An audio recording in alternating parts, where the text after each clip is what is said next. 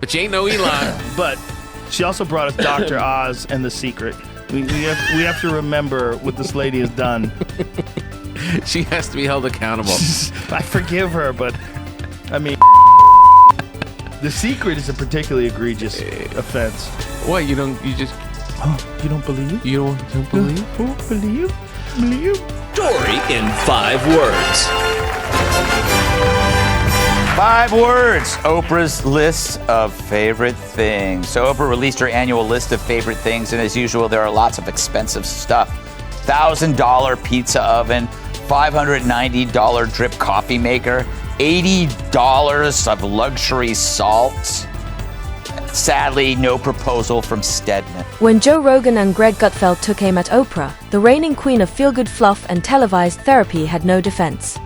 They dismantled her empire of motivational soundbites, called out her billionaire in distress act, and transformed her brand of inspiration into late-night satire gold. This wasn't just a takedown, it was artfully savage. If you thought sourdough starters and self-help mantras could shield her, think again. Get ready for searing sarcasm, brutal honesty, and the kind of reality check Oprah wouldn't dare broadcast. Rogan is calling out Oprah and Michelle Obama for hypocritical speeches at the DNC. Watch. She's up there talking about income inequality. Like, hey, lady. Yeah, I know. You're rich as Like, how is that equal? And also, when Michelle Obama was saying, I think she was saying her mother or grandmother was always suspicious of people who took more than they needed. Yes. Like, you are worth so much money. Take more than they need. The Obamas have 4 mansions. I mean, it's a bunch of... Shortly after the Oscars, a 3.9 magnitude earthquake rocked L.A. The tremors were so powerful, Oprah's ass is still moving. Why would you laugh at that? That's fat shamers. There's a fine line between influence and delusion, and Oprah didn't just cross it. She leapt over in designer heels, waving gift baskets like victory flags. Once the fairy godmother of free cars and feel-good moments, she's morphed into the high priestess of performative empathy and billionaire aloofness. Joe Rogan and Greg Gutfeld didn't just roast her, they dissected her media empire with the precision of 2 men fed up with spiritual jargon, curated humility, and hypocrisy wrapped in a cashmere robe. Yes, and it's honestly... She's a little old to be falling down. You loved it? I loved it. Wow. Loved it. She didn't get hurt. People get hurt. She's fine. She's dead. She died? Yes. All right. Ding dong. The witch is dead. She did. No, if she did, and I was if she died from the fall, about her. yeah, we're fucked. No, she didn't die. No, she's fine. I just think she looks like she... Oprah used to be the relatable one, the empathetic host who cried with guests, made couch-jumping celebrities feel human, and wrapped emotional depth in glossy production and a seasonal book club. But now she's dishing out self-help sermons from a throne built on borrowed pain, all while vacationing with billionaires who treat tax laws like a game of dodgeball in the Hamptons. Joe Rogan didn't hold back, saying Oprah evolved from your favorite aunt into that rich neighbor who only invites you over to remind you she's winning at life. Oprah's doing an episode on psychedelics. God bless. How about that? God bless. I mean, she's definitely done it. Yeah, you don't do a fucking... Are we rolling yet? Are we rolling? Yeah? Yeah. Yeah, you don't do an episode on psychedelics unless you fucking visited the Maya. Unless you dabbled. Unless you got in there. You think it's ayahuasca or mushrooms? Most of those fancy people like to do the ayahuasca. Yeah. Because then you can claim spirituality above all other people. Oh, you think there's like a pretentiousness? Oh, 100%. There's a... I've done it. I've experienced the Mother God. Yeah. The God. Yeah. I've experienced Gaia. Yeah. It's like, I think people really do experience that, but also... There's a certain type of personality that wants to let you know. And Greg? He took one look at Oprah's Maui disaster response and decided subtlety was for suckers. When wildfires ravaged homes and lives in Hawaii, Oprah's idea of helping looked more like a game of Monopoly, snapping up land while dishing out aid with all the sincerity of a charity-themed photo op. She arrived with a camera crew, a well-practiced look of concern, and that brand of empathy that whispers, "I'll care deeply," until brunch. To be rich. I am rich. I imagine myself flying. I can fly. I will beat my wings until I take off. What's up? Yeah. It was one of the more I want to say disturbing, but it was confusing when that was taking hold with people. when I had friends that were telling me that the secret is real and that they imagined they were going to fulfill these childhood dreams that they had about whatever, being a fucking astronaut, whatever it would be. There's a couple people that I knew that were trying to tell me that the secret was going to be the thing, and that they had a vision board and they had photographs, they put pictures up of the things that they wanted, like them in front of large crowds and shit. I'm like, oh boy. Them in front of large crowds. This is so not... She didn't just offer help, she created a fund and then asked people living paycheck to chip in. That's not charity, that's a masterclass in audacity. As Gutfeld put it, watching Oprah ask struggling Americans to donate while she juggles her portfolio of million-dollar mansions is like watching a lion ask an antelope for leftovers. This wasn't philanthropy, it was PR dressed in yoga pants, set to calming flute music. This list, you know what wasn't on there? Anything about Maui, right? At one point in time, she and The Rock made that video to try to help out everybody who was hurt by the fire. And then that was just quickly discarded. She's like, okay, that didn't work. Who wants slippers? You want slippers. You get a pair of slippers. You're all getting slippers. Do you think she might have given some money and not talked about it? I do that a lot. You never hear about my charity, because I won't. Rogan didn't hold back. He pointed out that Oprah doesn't walk anymore. She glides through life, flanked by wellness coaches, quinoa-fluent chefs, and stylists who've mastered the art of humble rich chic. Her brand now revolves around softly whispered spiritual mantras, sprinkled with pseudoscience and $200 candles that supposedly smell like enlightenment, and maybe a hint of tax evasion. Rogan likened it to motivational junk food, sweet on the surface, nutritionally empty, and somehow leaving you blaming the universe when your car gets repossessed. Gutfeld took it further.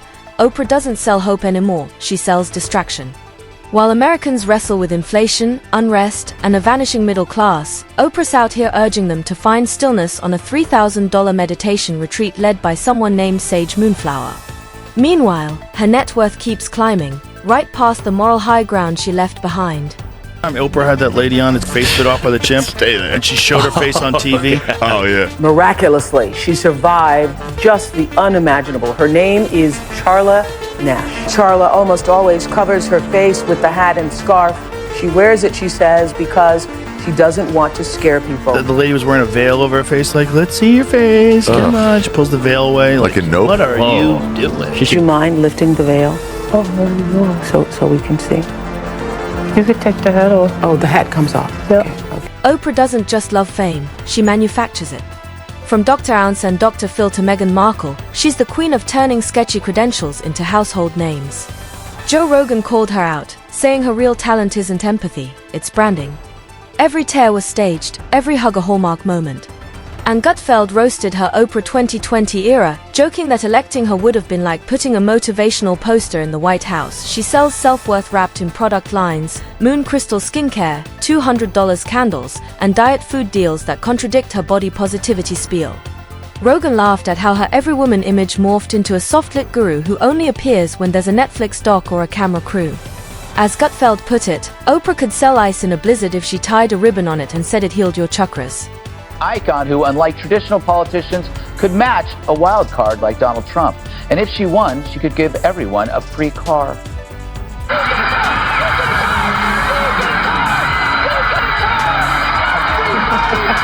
And don't even start on her book club.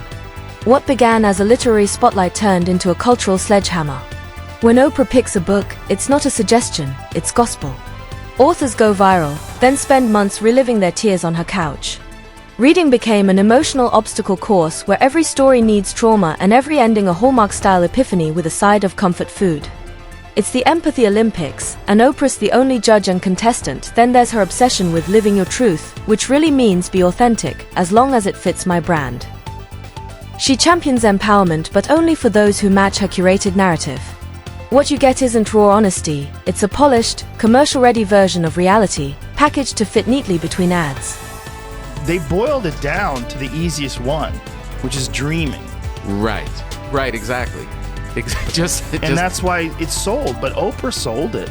I mean, she was one of the big ones, man. And she was all in. She was fucking 50 years old at the time. I mean, this is not a young woman who is selling this. How old is Oprah now? 75. 89?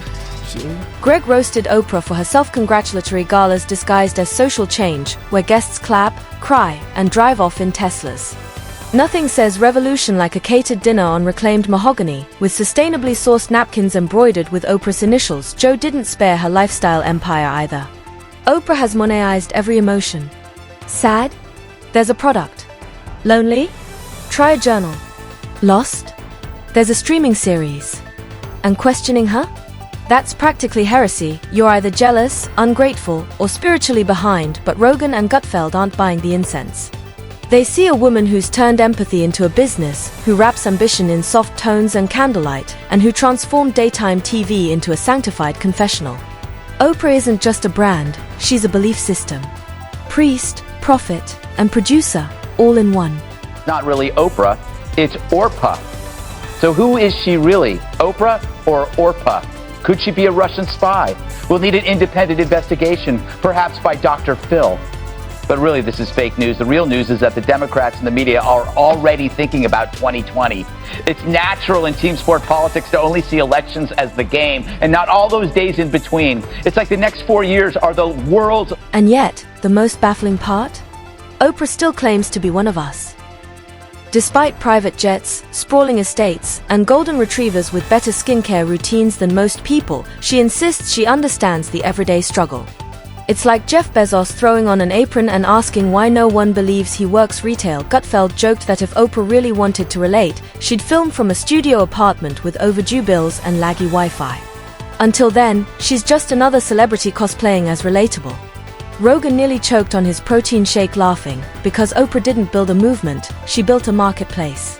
She stopped reflecting her audience and became a billboard for herself, and the roast? Far from over. As long as Oprah keeps serving emotional enlightenment like it's the McRib, limited, mystical, and always on her terms, Rogan and Gutfeld will be ready, flamethrower in hand. Because just when you think she's run out of self-serving pivots, she drops another televised pity parade about how hard it is to be rich and adored. Oh, no, she ran one recently, though. Okay, I'll see what I recently. Yeah. I just typed in Oprah marathon time. That's very good, though, when she was 40. Which makes... She's probably on speed back then. Yeah. And steroids. Quaalude, she's hopped up. This is a woman with her face on every cover of her own magazine, yet somehow still finds the nerve to lecture others on humility. That's not brand consistency, that's Olympic-level delusion. And her victimhood arc? Still going strong, even though she's a billionaire wizard who could disappear into one of her estates and never see another plebeian again. But no, Oprah insists on being society's moral compass while rubbing elbows with Hollywood elites, global tycoons, and, let's not forget, the occasional convicted predator. You know the ride: enter through the gift shop, cry on cue, exit with a tote bag full of hypocrisy, and she'll be back. She always is. Probably launching a new line of inspirational crystals, endorsed by whatever politician she's decided to anoint this month. Because Oprah doesn't retire, she rebrands. Today it's wellness. Tomorrow? Who knows? What Rogan and Gutfeld left behind wasn't just scorched earth, it was a perfectly lit spotlight on a career that's drifted from giving to grifting. And with every laugh and every jab, they pulled the curtain back just enough for everyone to see. The Queen of Talk may have mastered the monologue, but she's long forgotten how to take a punch. And the gloves? They're just getting warmed up.